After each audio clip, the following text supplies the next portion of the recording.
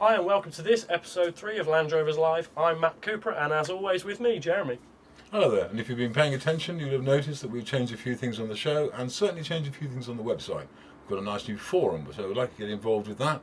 And as always, if you've got any questions or any ideas, please do get in touch with us by the various means available, carrier pigeon, Twitter, Facebook, whatever. And we'll always entertain your ideas because they might be better than ours. Yeah, and we'll put the links below for that. So, as Jeremy said, we've got a new forum section. So any advice, any feedback, we value all of your feedback and we've had quite a bit of it so far. So we've put a new forum in place for that. As I said, we'll put the links on the screen below. We're going to take a look at what's coming up in today's show now. I guess we've got news as always. News as always, yes. And part of the news is this new Land Rover we're sitting in, or at least new to Amy. Yes, that's right. Is why we're sitting in it. Yes. So for the more keen-eyed of you, we, on our text blog section, which if you haven't seen it, we'll put some links down below as well, our assistant producer, Amy, she didn't really know one end from a Land Rover from the other initially. Well, it's a bit harsh, it's a bit harsh, but she certainly wasn't inclined to go and buy a Land Rover when she went to the Land Rover show. No, so whilst we were at Billing, Amy and her other half, Josh, got their first real taste of Land Rovers. On the back of that, we find ourselves just a couple of weeks later sitting in the back of Amy's newly purchased 1995 110, and it's quite a specimen it is. Yeah, it's a shame we don't pay her enough to get a Range Rover HSV. Yeah, it's quite. Anyway, so we better take a look at what's coming up in today's show. As we've already said, we've got the news coming up. We sent Jeremy out to have a look at some interesting products for us this week. How'd that go, Joe? Well, I got the short end of the stick. Apparently it's because I haven't had my hair cut yet, so I was putting up tents. I made the intense joke again, because I made that 3 times already. But it was intense. So we'll be taking a look at what Jeremy's talking about a little bit later with that. Also, we caught up whilst we were at the Billing show with Ant Anstead and Tommy, who did recently on the Channel 4 in the UK for the love of cars. They rebuilt and restored a beautiful Series 1 Land Rover, and you caught up with them at Billing. I did. I managed to catch him just at the end. So, and Tom is the interesting guy, really, because he's the man who did all of the magic and found all the bits. So we'll get a word from him as well, I believe. And then after that, I went out green laning with a few of the clubs a few weeks ago. We went out with Staffs 4x4, who are a great Land Rover club, and then we went doing the exact same lanes again with Carpenter's 4x4 tours. So we'll be taking a look at that and seeing the differences between the two different parties that went. So now I suppose we better get on with the news. Yes, you were going to tell me what the news was. Yes. The news I've got is we've got a competition winner. So apart from that, Well, let's not jump ahead of ourselves. No.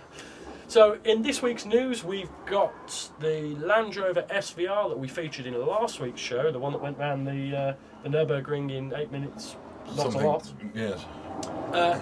Land Rover of now, or this week, a couple of days ago, they've sent that and done a big launch of it at the Quail Car Show in Florida, I believe.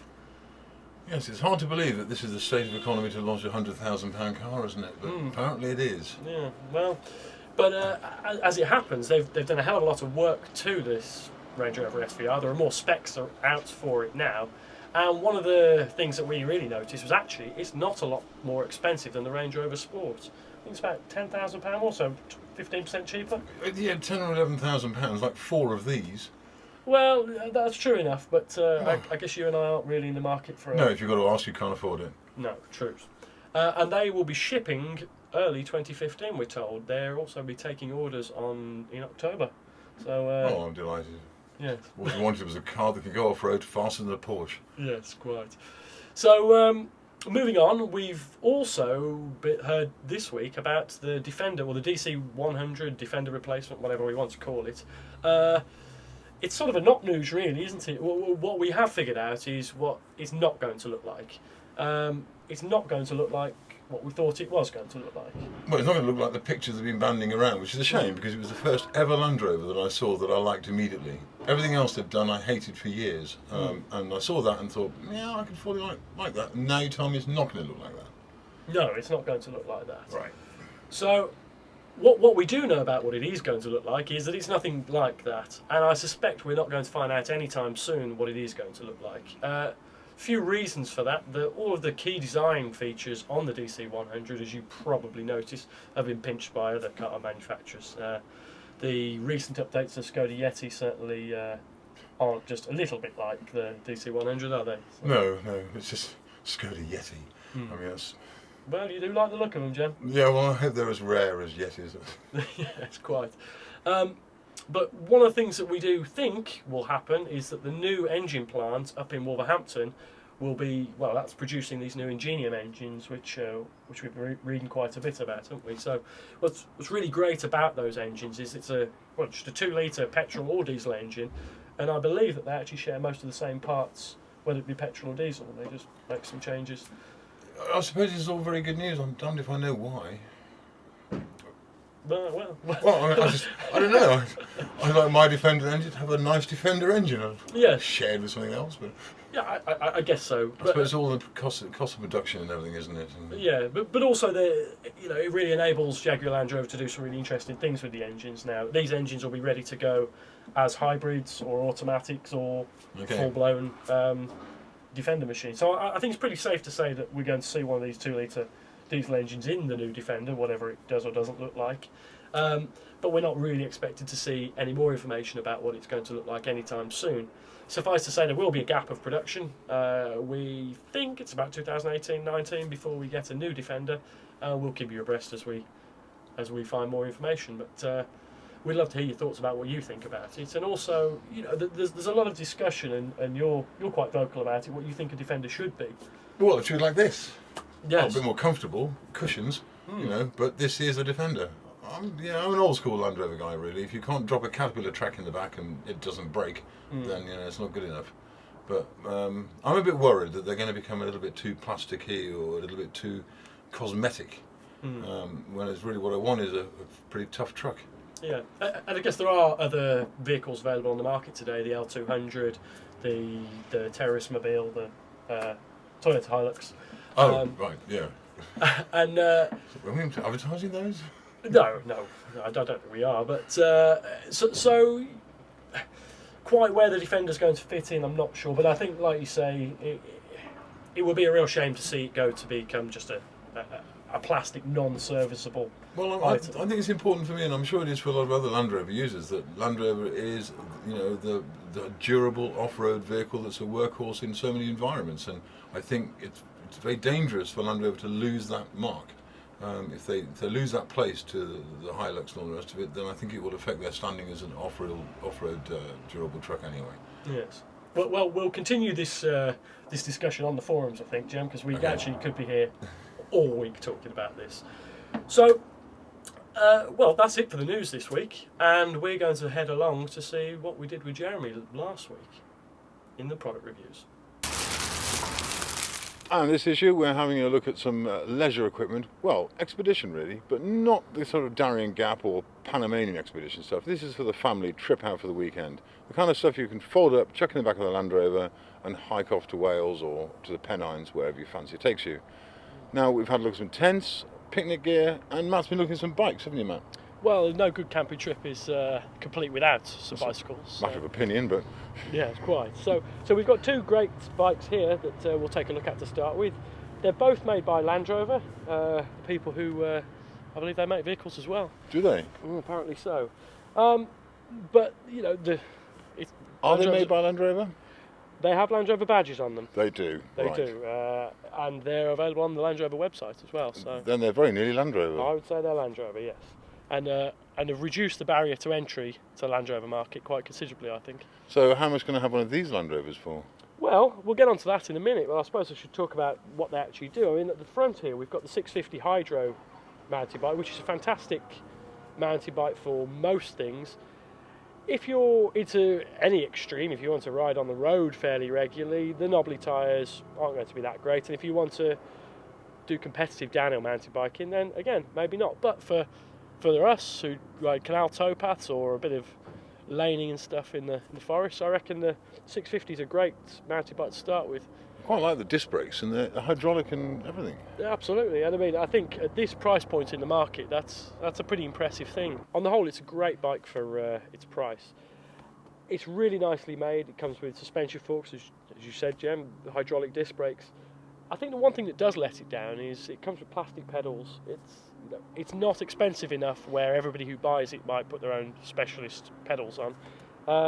So I would have liked to come with some metal pedals there, because I actually bashed my shins in a few times. But that said, it performed really well, and it was a very comfortable bike to ride. Only one-wheel drive, though? I'm afraid so. Only one-wheel drive. No diff lock on that one either. And then the next one we've got is a lady's bike,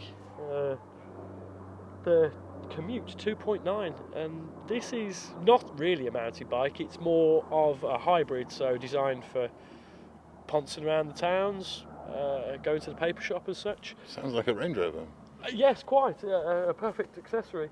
There's really not that much of note to speak about this one. It's really nicely made. The welding on it will be appreciated by Land Rover lovers. It comes with a relatively average kit all the way over, to be honest. It does have front suspension forks, so that will take a lot of the knocks and bumps out. But really, I'd say this one was for if you're just a bit of a Land Rover nut and want to buy a Land fly Rover. the flag. Yeah, exactly. I mean, that said, you asked about the price earlier, so they're pretty competitively priced. The Hydro 650 is available for £380, and this one, the Commute, is £330. And all in all, they're pretty good fun. And your better half, did she approve? She did.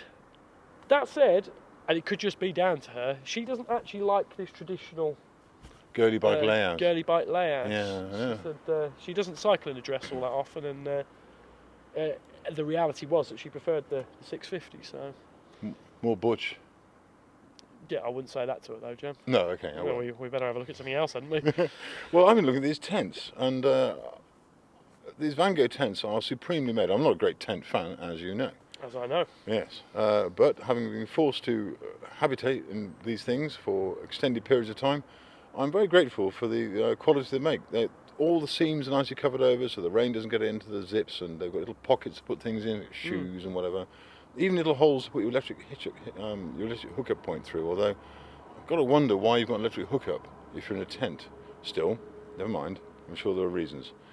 But we did a little video of me putting these up, and I wanted to know whether I felt that the airflow system, this kind of business where you just blow up the structure rather than put all the sticks together, was superior to the sticks. And I have to say, I think it isn't. Not for the extra £200. I'd be better off having two of these cheaper tents, and I can have the rest of the family somewhere else. That to me would be more of a benefit. Yeah. Well, we did send you out as a trial by. It was a trial. Trial by incompetence. Yes. To erect both of these tents. Like you say, the stick one really. I mean, we purposely sent you out by yourself, so you had no help, nobody holding your hand. Was it difficult to put up the stick one? No, not difficult per se. They're fiddly, whatever happens you're doing it on your own. But you've got the same problem. Once you've got the structural ribs in place, whether it's filled with air or stuck together, you've got to erect it and put the guy ropes in, and at that point you could be fighting the weather and everybody else could be watching you having a good laugh. And it's the same for both. There's no superior one, really, in that respect. They both do go up, and they both go very well, and they work brilliantly. But I just don't think that I could be persuaded to spend the extra money for the airflow one. It looks cool. It does look cool. I think the one thing that I can note about these is we've taken both of these tents to East North Show. We took them to the Billing Show. Yeah. I took them to Normandy. But when we were at the Billing Show, the Harris fencing that we used to protect ourselves from the forces of evil fell down onto the inflatable tent, and I don't know if you recall this. I didn't know. I wasn't there. I missed that. Well, it fell down straight onto the inflatable tent, and actually I was surprised that no damage was caused whatsoever. But it did make me think, had that same fencing have fallen down onto the stick tent, that we might have had a problem there. Really? Interesting. I'd almost like to arrange that. Put you in a tent, drop a fence on it, see how it goes. Yes, quite. But all in all, both tents fantastically well made, aren't they? Yeah, I'm very impressed with the quality of them. I really am. Yeah, they're super. I think both tents are available now from Van Gogh, and we'll put the prices and links up on the screen about that. Yeah, I think that's roughly £200 and about £500. So there's a significant difference for having that very sort of modern air inflatable bit. Yeah. But I guess both of these tents are also quite big, aren't they? They're both 5-man tents. Yeah, I mean, I must say, actually, if there was no difference in price, I would have gone for the airflow one. Mm. I will say that. Right. Okay. So if you're stingy, Yep. sticks. If that's not so much of an issue, then the blow up one. And then what's this contraption here? Well, then, talking Jem? about stingy, we've got this awfully impressive picnic set to look at as well. This is not for cheapskates, though, is it? No, it's not. So this is the gourmet trotter, coming in at a hefty £399. I mean, I will say, and I confess this readily, that it is elegant, and there's some very nice touches to it. And I like the way they've done the glasses and the individual cutlery, which confuses me for ages. But it's very classy, you know. But Yeah. it's not my kind of picnic set. No, I mean it's an interesting thing. I don't know if you saw, Jem, but it was actually featured on Dragon's Den. I didn't. A couple of years ago. I'd love to have heard what Deborah said about this. Yes, well, it's a really interesting product, isn't it? Yes. And it sort of solves a problem that maybe doesn't exist. Well, I don't know. I think, you know, if you've got an Oika picnic set around the place, the fact that it folds onto a golf trolley, but if you couldn't come up with a solution for that yourself, you don't really have that much money to buy it, in my view. Yes. Well, should we talk about what it actually comes with? Because that may yet sway you, It might. dear viewer. So, well, it comes with these three things. They're actually all take-offable, and I think we'll show that because we've played with this quite a few times, haven't we? And, Yes. And destroyed the contents of half of it. So, Yes. there are three sections to the gourmet trotter, which is really quite interesting. The bottom section you can store all your wine and, well, just wine really, isn't it? Middle section's got all your crocs and things like that in it. Top section for storing food. And the servant goes on this end. That's right. We put our servant on that end, which is, and at that end you can't really see from that camera angle, but that's actually just a golf trolley, isn't it? Yes, To tow the whole thing along nicely. Yeah. I thought it had a NATO hitch on it, but no, but not. No. So, as a picnic set goes, it's pretty big and pretty cumbersome, but when it's actually off the trolley, and that's been our preferred way of using it, just to throw one of the little boxes under your arms and walk off with it, then it becomes quite manageable. There are some pretty cute design features on it, and one of the things that we spoke about, well, the longest really, with the glasses, isn't it? Yeah, the glasses are very elegant, and I think it's a nice little solution to the sort of, you know, having a proper wine glass that doesn't fall over in the wind. And it is cute. It is cute, but it's just one of those products that if you have to ask the price, you can't afford it. Yeah. And there will be some very lucky ladies out there whose husbands will buy them one of these, and they will stand out in the crowd. Or vice versa. So. Possibly. Possibly. So the thing with this, I mean, there's enough stuff in there to feed and water 4 people, which is quite good, and carry enough wine and food to get you well fed and need to be wheeled home. What kind of well, would you see this in the back of your Defender, Jem? No. Freelander? No. Range Rover Evoque? Obviously. Yes.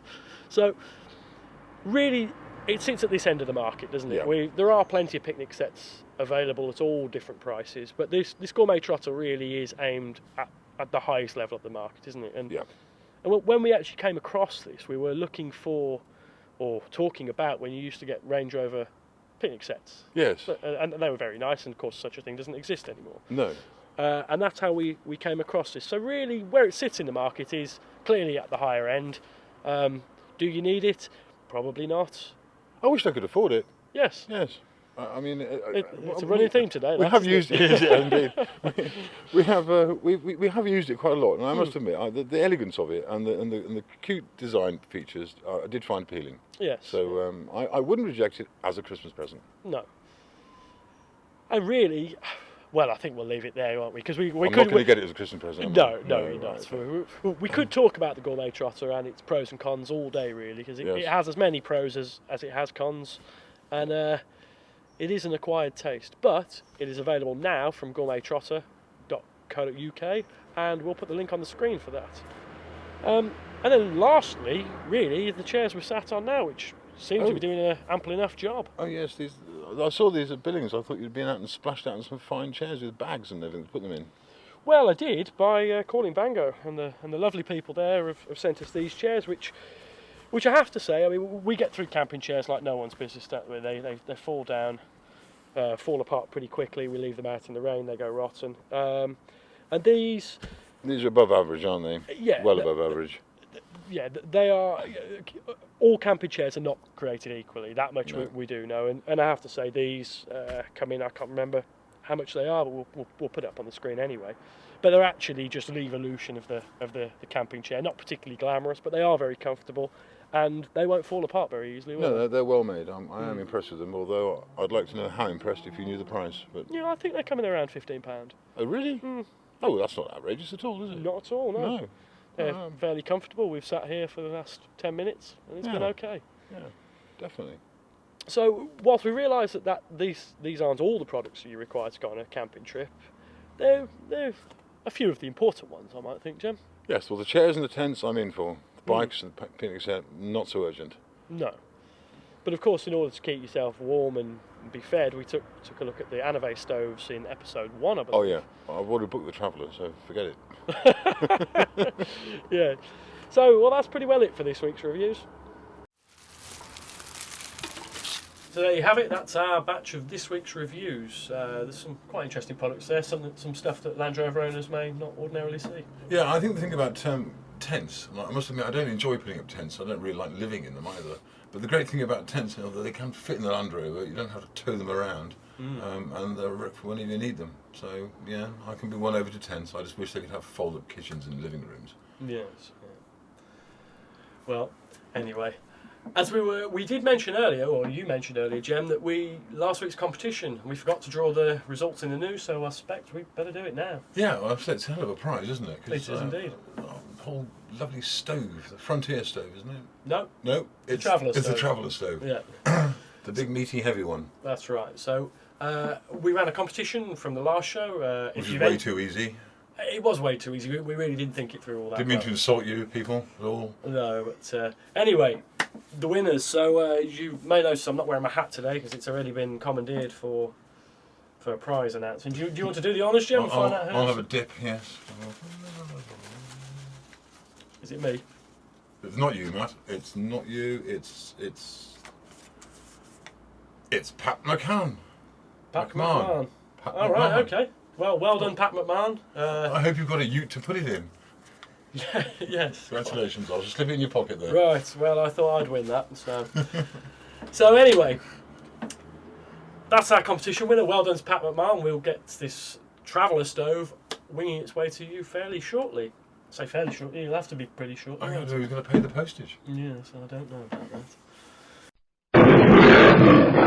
So next up, we'll give away something this week. Last week we had Neil on the show from Landy Lubber. We quite like their products, don't we? Yeah, no, I especially like the way they package them and organise the installation of them. It's clearly Yeah, you were quite partial to a QR code. Yes. So what are we going to do now? We're going to give away one of their aluminium auxiliary switch panels. Yes, it's made of stainless steel, but yeah, that's Made of stainless steel, is it? Yes, Even better. a bit overkill, but it's fantastically made. So that comes with iPhone compatible, but any smartphone compatible charging, various different switches along the way, and installs into Defenders. Now we're going to make it easier, but less complicated this week. Easier than last competition, right? Yeah. However, I'm dying to hear this. Yeah. So the plan is our forum, which we've mentioned 2 or 3 times already, and we'll put a link below. Anybody who comments or replies or posts onto our forum during the next 2 weeks will be automatically entered for a chance to win this Landy Lubber 12-bolt auxiliary panel. That's it. Couldn't be any easier than that. So, one more time, the forum link will be below. Get involved on our forums. Anybody who writes anything, Right. I suppose we're not allowed. Not allowed, no, of course, no. We count ourselves out. Yes. Otherwise we'd... And no benefit if you're a great contributor to our forum and make lots and lots of comments. Sorry, you'll only get in the hat the once. Yes. Yeah. That's it. So, It's a shame. We'll try and think of a way of dealing with that next time. Yeah. And I suppose it is worth mentioning, it doesn't count if you text us directly your answer, which has happened quite a few times Oh, did it? recently. Well, so, they are sly, aren't they? yeah, so people who text us directly, that doesn't count as an entry anymore, I'm afraid. Moving on, last week, a couple of weeks ago, I was out green laning with Staffs Hall before, Yes, you were. which was quite nice. I bet it was. Yes, it was. The week after, I went out with Carpenter's Tours for before. We went back to the same green lanes again in Wales. It wasn't just happened to be that way. So as such, we thought we'd take a look at the differences between what clubs are doing and what the guided 4x4 tours are doing. And Now, presumably they're suitable for beginners, the guided tours, aren't they? Or absolutely, I followed a Freeland around the whole time. that is a beginner. But they did a great job. I really enjoyed it. I enjoyed going out with both the bunch of guys. So should we go and have a look, see what I did? Yeah, when I get my haircut, I'll have a go sometime as well. Yes, quite. So we've been up early today to get to North Wales, and we're going out green laning with 4x4 staffs. So we're going to go and join them and see what routes they're doing today. After meeting the guys in the car park, we all set off.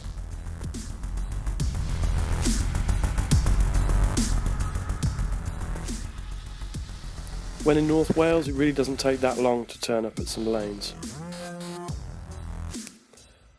And it also doesn't take long to find lanes that have been closed. So we turned around and headed off somewhere else. There's a good variety of lanes in North Wales, and the staff's 4x4 lot are a real friendly bunch. Next up, we came to another lane that had been blocked by a fallen tree. So after a quick conflab, we turn around and head off somewhere else. But not before I managed to get stuck and have to be towed out by the guys. Much to the amusement of some of them. North Wales has a whole host of beautiful sights to be seen, and by checking back on the Trailways map, we can find some alternative routes to go down.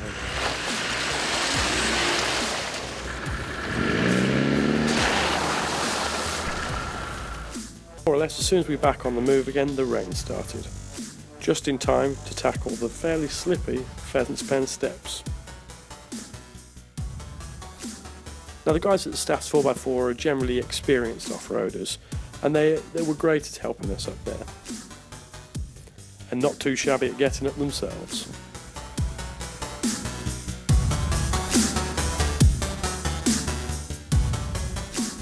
The vehicles that Staff's 4x4 Club have got are fairly heavily modified. In stark contrast to what we'll see later with the Carpenter's 4x4 tours. Once we've tackled the Pheasant's Pen steps, it's time for a spot of lunch, so we pop the bonnet and talk shop. Once all fed and water, naturally we get back on our way, and this being North Wales, we come across more closed lanes. This time, we find out after the fact that this particular lane was illegally closed. This sign you can see is actually a forged document, and this lane is fully open. But when we're out, it's just not worth the risk. So we turn around again. We covered many routes during the day, and of course when you're in North Wales, you can't not do the Wayfarer. It was real sad to see when we were up at the Wayfarer, the amount of people who've been driving off-piste and ruining it for the rest of us. Needless to say, the guys at Staff's 4x4 respect the lanes, and do stay on track. After checking out the top of the Wayfarer and doing a couple of running repairs, we make a move again, just in time for some nice little water crossings. And that more or less concluded our day with Staff's 4x4. They were a really great friendly bunch, and I recommend if you ever turn up at the shows, go and say hi to them. They've got some fantastic vehicles. We also did a club spotlight when we were at Billing a few weeks ago. We'll put a link on the screen for that. The following week, we decided to do the same lanes again, this time with a tour company, Carpenter's 4x4 Tours. Basically what we do, we give people the opportunity that haven't done any off-roading before, or any sort of green laning, they don't know nothing about green laning, the chance to just get their own 4x4s out, standard vehicles, modified vehicles, and come out and just spend the day with us. Kelvin and his team gave great instruction and support, which meant all of those on board the trip, even those that wouldn't ordinarily drive, could really have a good go and make the most of lanes. A nice test to see what these vehicles can do in their stock form was to tackle Pheasant's Pen steps again. We'd just done this last week with Staff's 4x4 group, and alright, it's dry today, but we were really surprised with the little bit of help and assistance. Pretty well any vehicle could get it. We've got lanes to suit everybody. We can take them like to wide open fields such as this now, like with no overgrowth. If they wanted something a bit more challenging, obviously they don't come out in a brand new vehicle. Something that the minor scratch might get on there. But we go out specifically not to damage a vehicle. That is the main aim of it.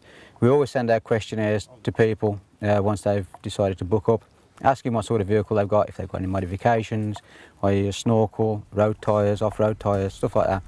And then we can cater the tour around them once they've given us the area that we've got listed in the magazines and on our websites and stuff like that. Yeah. All in all, we had a great time with Carpenter's 4x4 tours. So we'd like to say thank you to Staffs 4x4 for sharing their green laning day with us, and the same for Carpenter's 4x4 tours. So what we've learned is whether you're an experienced off-roader with a heavily modified vehicle, or you're brand new out the paddock in a Freelander, there's plenty that the countryside has to offer, and some lovely green lanes for all. Well, it's excellent fun they're having green laning there. I'm not being a misery guts about this, and I've no doubt that when I get my Land Rover back on the road and I get my hair cut, I will probably be allowed to go myself. But in the meantime, Matt's going to show. Actually, there's one just thing I want to say about green laning, because this is a very important part of the Land Rover roading community. Do come onto the forum if you've got any ideas or any issues about green laning, particularly if you've heard of any being closed down or sabotaged by your local council. Concerted effort needed by everybody on that front. In the meantime, though, Matt's going to talk us through this wonderful Bearmark app, which will find any bit your Land Rover needs. Yes, quite. So, as you may know, Bearmark are one of the partners of the show, which we're more than grateful for. One of the things we've been using for quite some time when reviewing products, when trying to repair Jeremy's Land Rover, is to work out what all the different parts are. Now, most of them we know, and those of you who want to enter the competition, generally all of you knew what the answer was. But we find ourselves more often than not knowing what it is that we're looking at. And Bearmark have released this app, which I find it to be really quite useful, aren't we, Jim? So the app's quite simple. It presents itself with all the different vehicles you can get. As you look through it, it'll give you exploded diagrams of the chassis and all their performance. It's got all the old series on here, is it? Oh yeah, all of them. Doesn't have forward control. Right, only just must be forward Just control. all your stock civilian issued Right. Land Rovers. Right up to date with the Range Rover Evoque as well, which is quite cool. One of the great things is that they actually do so many different products that to suit, well, pretty well anything. Like my rear cross member on the Defender that's at the back here is the wrong one. For some reason, whenever the guys bought it, they decided to put the wrong one on. Now, because it's already had a new rear quarter section, actually I needed, well, I won't bore you with the details, but I needed yes, I needed one that was a little bit longer. Right. No fear, went to the Bearmark app, and actually, lo and behold, there was that option to get one that was just slightly longer than the rear quarter, so it's a rear quarter and an eighth. Really? Good heavens. Quite useful. Available now from the App Store is the Bearmark app, and we think it's an invaluable tool for certainly part selection and knowing to ask for the right thing. Because actually, you just check and see. I'm just looking to see if it's available on Play, yes? Yeah, maybe. I know that it actually doesn't resolve on an iPhone. Oh. It's only on an iPad, so maybe you... Well, I suppose if you knew about these things, you'd need an iPad. I suspect so. Yeah. So, lastly on this week's show, we've got... What do we threaten them with? Did we do the competition? We've done the competition, Okay. so that must be that we went to see Ant Anstead's yes. Tommy's fantastic Series 1 build. Now, those guys were at Billing a few weeks ago, and Jeremy caught up with them, so let's go see what happened. Right, well, welcome back to Land Rovers Live, and we're still at Billings. They're trying to check us out, but we've had the good fortune to come across Ant and Tom, who are, of course, famously responsible for this wonderful Series 1 rebuild here. I, unfortunately, don't know a great deal about Series 1, so I'm going to let these gentlemen explain the magic of these vehicles and the long-standing appeal. We've got Rich, of course, who's probably got some questions to ask about it. Yes. Okay, so when you started the project, where did you begin? What was the first thing to do with it? Well, it was to find the project, really, wasn't it? Yeah. I mean, we got lucky, really. Yeah, but there was a fair bit of effort in finding a sort of a complete vehicle that was a valid project, and Ant was lucky to do that. And we turned down loads of other Land Rovers, so I went to see other Land Rovers in barns, but when you come across this car, you knew straight away that this was a viable project. Yeah. The majority of it was there, it was original, had great history, great patina. Yeah. It was a fairly solid vehicle as well. Unlike most builds, you've got to strip it back and start from the chassis up. So getting the chassis ready first was a priority, get that rolling chassis finish, so suspension, axles, wheels. Next stage was engine. Yep, gearbox rebuild, and then like a big Meccano set, build upwards. So it's the original chassis that you've repaired, or Yeah, and the bulkhead as well, which is both those parts are very important to the structure and the authenticity of the car. So many of them are rusty and need. You can buy new ones, but obviously if you're restoring, it's nice to repair the original, which is what we did. In fact, the only parts we replaced on the body were the doors and the tail lids. Really? That's it. This is original wing, really impressive. original bonnet, original chassis. Back body, windscreen. Just out of interest, how many vehicles did you actually go and view before you found this one? Was there a lot, or were Half they? a dozen. Yeah, really. So there's still that many waiting to be restored by people then. But they specifically wanted an 80-inch. Okay. This is obviously an 80-inch, so 80 inches are always popular. Everyone wants an 80, and there's not that many out there to find. So we had to tick a few boxes. Yeah. That's really They are still out there though. Yeah, it would appear so. Because you know that in a barn somewhere, Yeah. probably up north, there's going to be another 80-inch lurking around, hidden under a load of cobwebs and dust that nobody's found yet.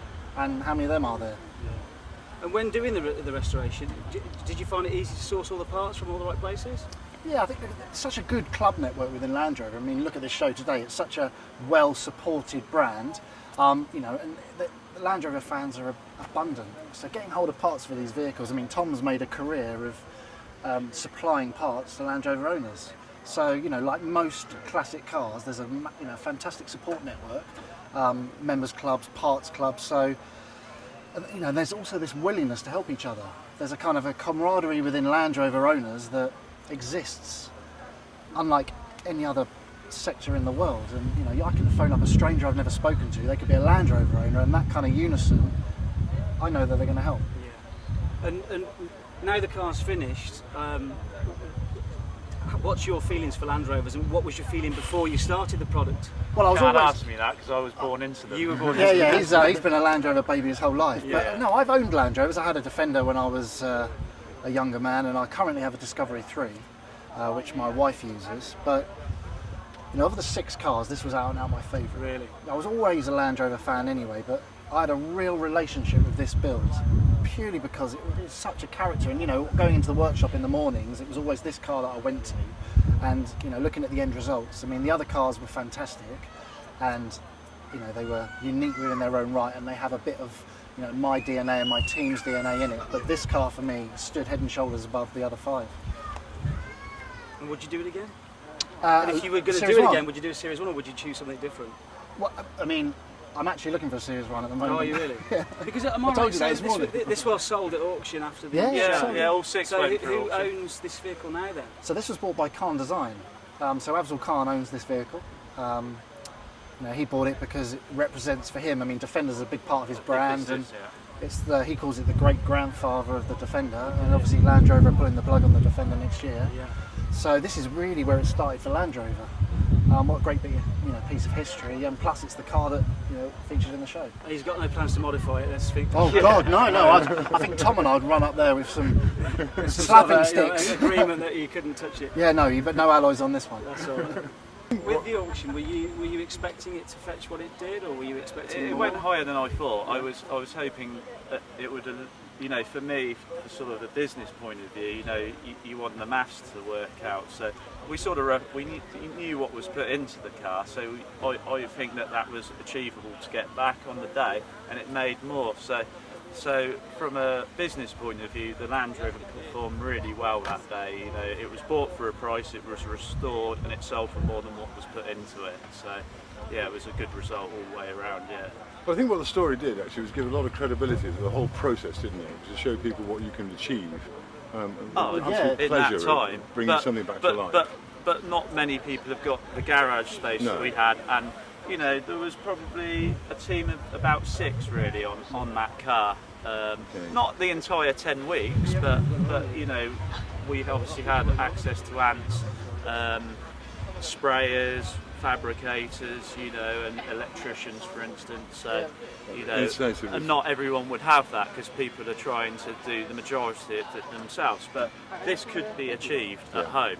It'd be more of a challenge, but you could do it. You could do it, yeah. And that's really what we urge people to do. I mean, the show feedback is that people have been inspired into buying classic cars. I mean, I've been stopped in the street by a number of people who've said, "Oh my God, I bought a Land Rover because I of watched that, your show," yeah. and that's exactly the reason why That's so unprofessional. What, throwing the phone or letting it ring? We'll have those Unbelievable. outtakes for the thing. That's one of the reasons that I wanted to do the show, and and it's to have young people come up to me and say, I've now booked tickets to go to a car museum because I want to see what a Mark 1 Mexico looks like, and people are actually getting their spanners out, finding time on a weekend, and they're restoring these cars at home, doing it their way.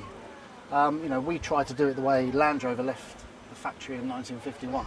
But the great thing about Land Rovers, if you look around today, is that they're all unique. Each one's different, and each one represents the owner. So you put a unique stance on yours, I'll do the same on mine, Tom and yourself, and that story that car tells will be unique to you and become personal. That's why we all name our cars. That's why we're all passionate about our cars. And if just one more person's been inspired by the show, then And does this I'm car happy. have a name? we named it after Tom Shepherd. Yeah. And Tom Shepherd, what a gent. I mean, this is a guy who not only has a relationship with Land Rovers, but he actually relied on them.